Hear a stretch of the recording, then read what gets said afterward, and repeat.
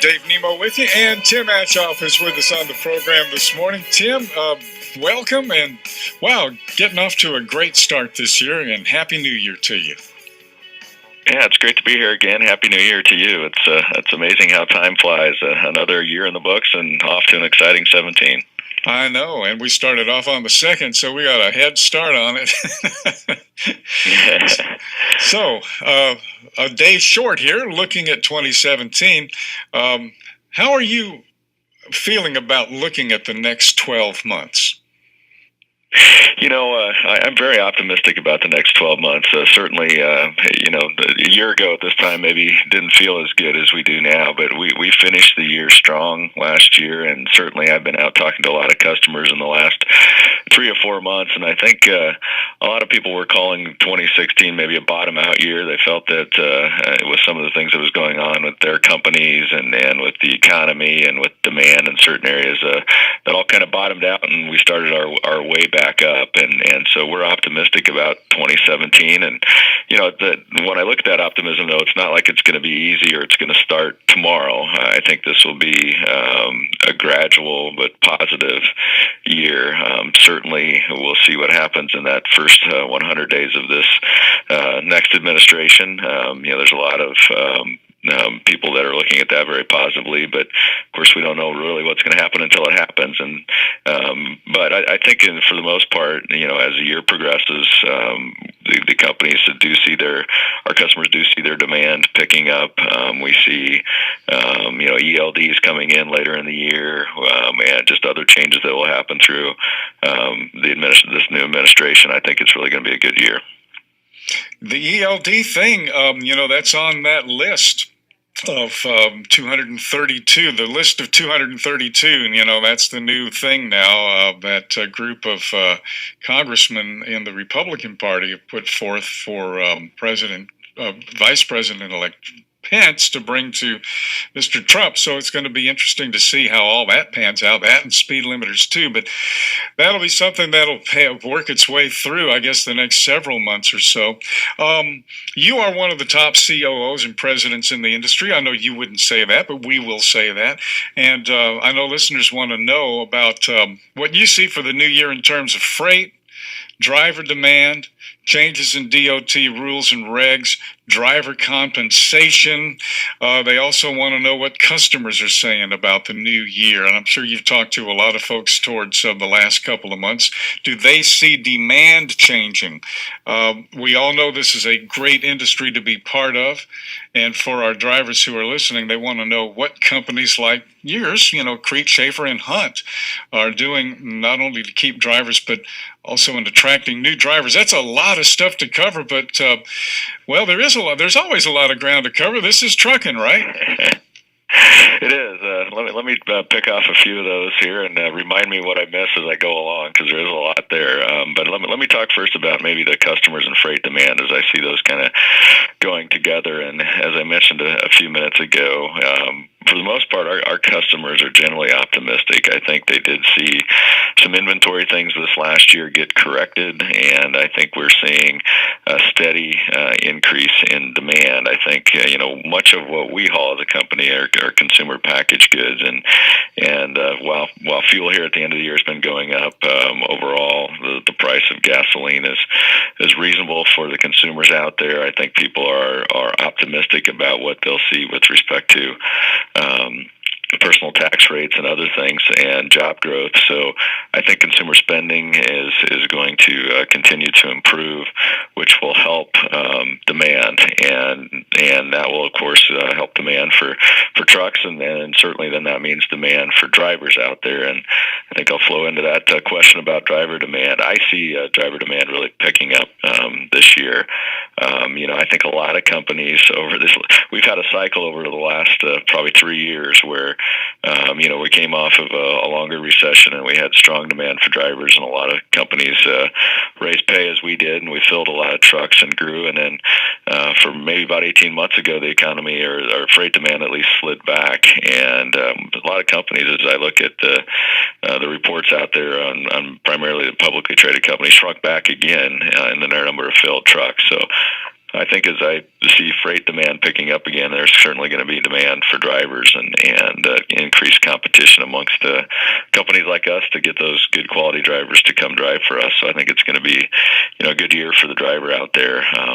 We did a pay increase starting yesterday, and I think over the year, as demand for those drivers improves, I think we'll see more pay increases across the industry for the drivers. And probably, as we've talked in the past, is something that is needed as the driver pay maybe has not kept up with inflation as it should have. So I think it should be overall a good year for the driver out there. I know you also mentioned changes in regulations and the 232 and some other things going on out there. I think what I see, if nothing else, is just maybe a breather, I'll call it, hopefully over this next year or two, where we just don't see a lot of new regulations and having businesses beyond just the transportation industry just being concerned about, well, what's going to come tomorrow and what does that mean for me as far as expense as a company, or how I'm going to have to change the way I do business or potentially lose productivity. So I just think the fact that maybe we take a pause here for a year or two on having a lot of new regulations will be a stimulant to the economy in and of itself. Yeah, I think you're absolutely right. I just went through a story in the last hour about bentonite mining up in Wyoming picking back up after a 20-year low, and that all has to do with oil and gas exploration up in the Bakken. And kitty litter, of course, but that's another story. My point being is that people are starting to gear up for some drilling, not mines, but wells are starting to go online. Other ones are starting to restart, and this is because of OPEC and what OPEC is doing in terms of tightening down on supply. Hopefully they won't go crazy like they did last time and cause, $4 fuel and things like that. If we could keep that balance, as long as it's affordable for gasoline, I think we'll be in good shape. And at the same time, keep the oil and gas industries viable, so that we can at some point create independence. But boy, that's a real fine razor's edge of balance, isn't it? It is, but a very important one. We've seen in the last 4 years both sides of that swing. Where fuel's gone really, really high, and certainly had impacts on our industry and on the consumers, but certainly great for the energy industry. And then we've seen it do the reverse, where it's gotten it was down and below $40 a barrel for a sustained period of time there, and shut down a lot of rigs, and that impacted employment and then impacted trucking particularly a lot on the open deck side, and so finding that right balance and having some nice steady growth here, I think would be great for everybody. I know you like to talk with drivers, to chat with folks, which is kind of what you're doing right here, Tim. You talk to thousands of drivers, and not just your own at Crete, Schaefer, and Hunt Flatbed, but other companies too. Yeah, I really do like to get out and talk to drivers. I mean, I feel that they're the heart and the pulse of our industry, and if we don't have that good finger on the pulse, as they say, it's really hard to know what's going on out there. And I grew up as a farm boy here in Nebraska, and I always was taught what it's like to do a good hard day's work and be responsible and control your day, and certainly that's what I see in drivers out there. So I really enjoy getting out there and talking with them and learning, about who they are, what motivates them. I feel it's a great way that we, as a company, figure out what are we doing right, what do we need to be doing differently, what do we need to be doing to ensure that we're providing a good job for a driver out there on the road. Ride-alongs are very important. What are some of the things you and the folks there experience when doing ride-alongs? Well, I think the biggest thing I like to experience is really to get to know the driver that I'm with. I like to go out and do these ride-alongs. One, it's a very practical way to get from point A to point B as I travel, but to to be able to have that one-on-one time with the drivers. I mentioned I do like to talk to drivers, and a lot of that are short conversations. This gives me the time to really have a longer conversation, to see what a driver sees, to get out there and really understand what it means to be a driver. And having done that, I've also realized how important that is. And so we here started a program to make sure our dispatchers also go out and do ride-alongs, and we've had over half of our dispatchers go out there to work with our drivers every day and participate in this ride-along program, and really get a understanding for what it is to be a driver and what happens out there on the road. We give our dispatchers a lot of tools to say, this is how a trip should go. This is when a driver will likely be leaving. This is how long it'll take, and this is how long it will take at the other end. But to realize that that's not how it always works is very important for our dispatchers, and getting out there and having them be with the driver is very important to helping them understand that. Yeah, boy, you got that right. You got that right. Well, you're talking to folks. You certainly ask some questions. Is there one question you kind of ask all your drivers when you're chatting with them? I do. I get a couple questions I usually like to ask. One of them is always first about us. How are we as a company doing to make them successful? We have a responsibility then for them to get the miles they need to make a living, to support their family. So that's always very important to me, is how are we doing? And then the second, I always want to learn a little bit more about them. Why are you a driver? Why did you go get your CDL? What really drives you out there? And there's always some fascinating stories when you ask that question. Well, what are some of the things that they do tell you, Tim?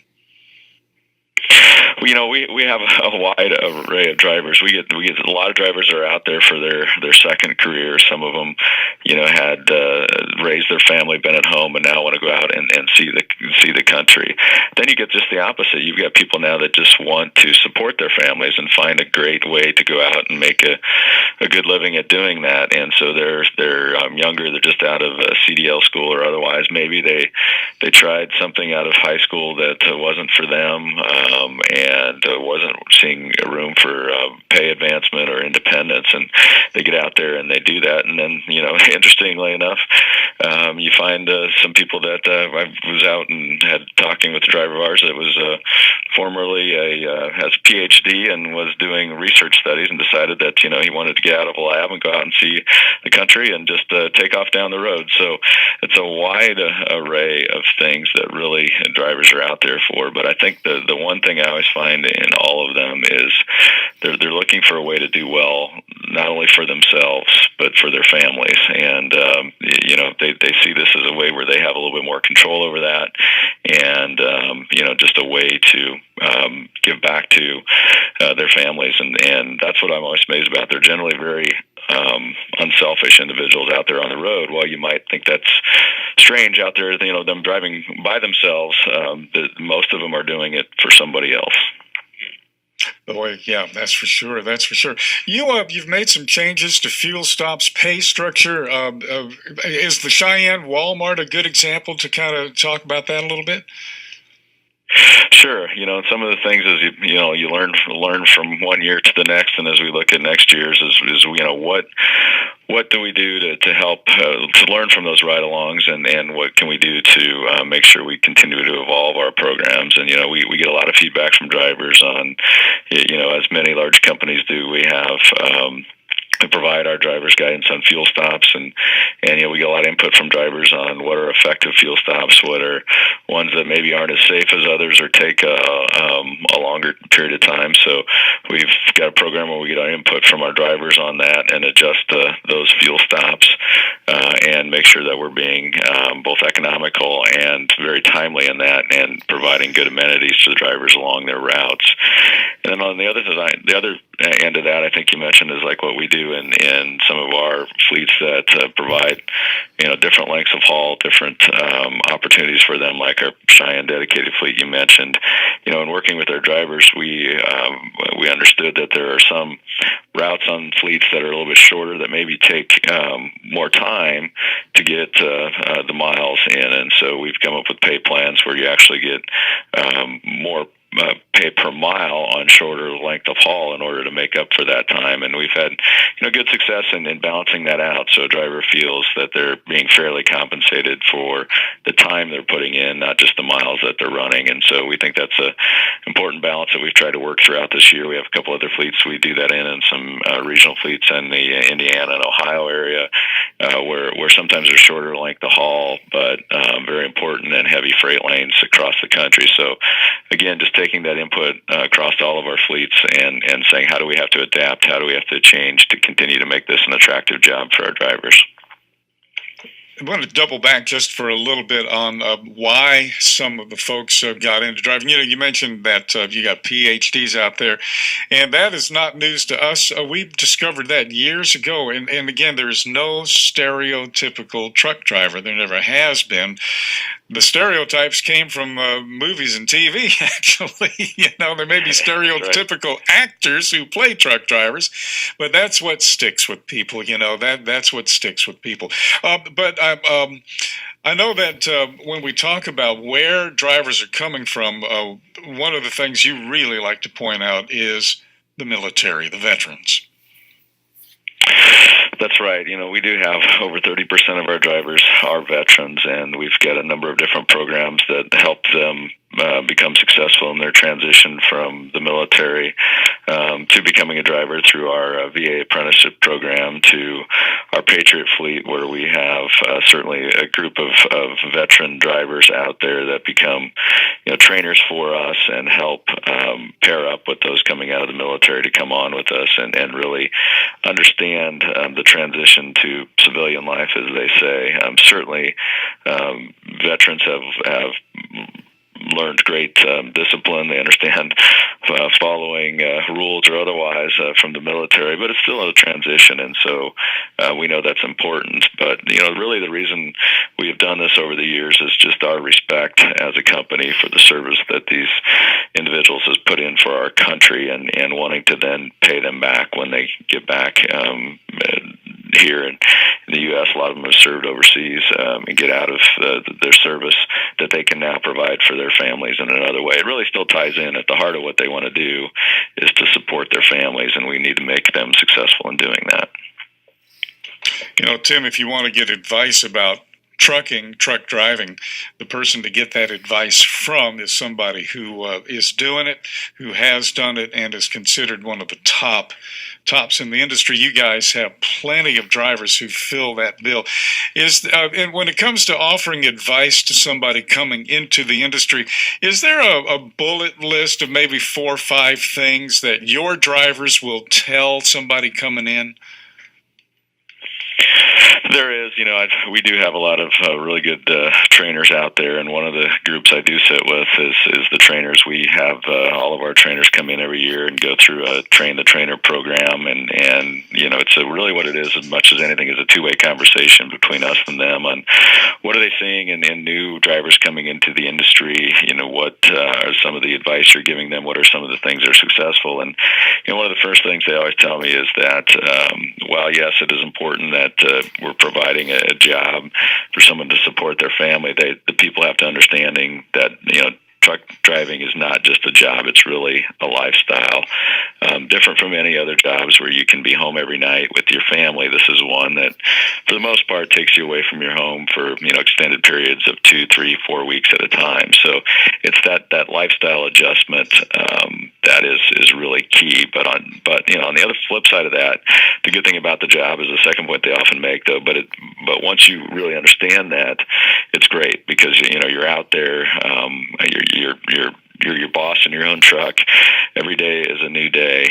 Some days, you could be, have that long cross-country load where every day you're behind the wheel seeing, many miles of new countryside. And sometimes the next day, though, you have that challenging shipper receiver that you've got to work through, plan your time correctly, get things done, and figure out how you can be most successful that day. And that kind of goes to one of the other points they make, is that a lot of new guys don't understand how important it is to plan. They think, well, I'll get my trip and I'll run my miles and everything will work out well. But understanding the hours of service, the things that can happen out there on the road, that trip planning is extremely, extremely important. And when you kind of put that all together, it's then, okay, well, if I have to go through that much work to change from not just a job, from a lifestyle, to get the benefits of that, but then I have to put my work into it, what should I do? How do I get in there? And a lot of them are saying, what they found is some of these people have, the ones that have really done their research, go to a good trucking school, understand what the industry is about, talk to a lot of other drivers before they get in. Those are the successful drivers that are out there. So I'd encourage everyone to make sure you take the time, you put in, almost like choosing, if I was talking to a high school graduate and saying, hey, you want to go to college, take your time, make sure you understand what college you want to go to, what career you want. I'd say that about trucking.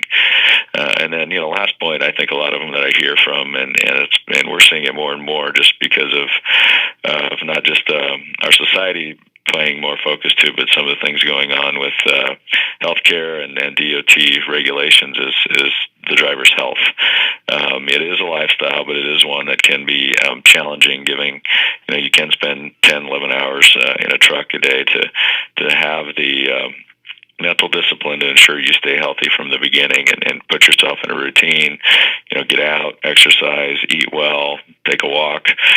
When you're at the truck stop, go inside. Don't spend the whole time in your truck. Go inside, talk to a few others, walk around a little bit, come up with a routine. So that's part of that overall lifestyle too. So, there's a number of things that I hear day in and day out from our trainers on what it takes to be a good driver, and certainly not as easy as one may think. Don't we know it? Hey, wow, Tim, covered a lot of ground there, as I knew you would. Thank you so much. Looking forward to seeing you next month. I am too, and certainly I love a new year. It's always exciting, but I just, as I get older, they just seem to go so fast. So hopefully 2017 will be a good year, but not seem to go as fast as 2016.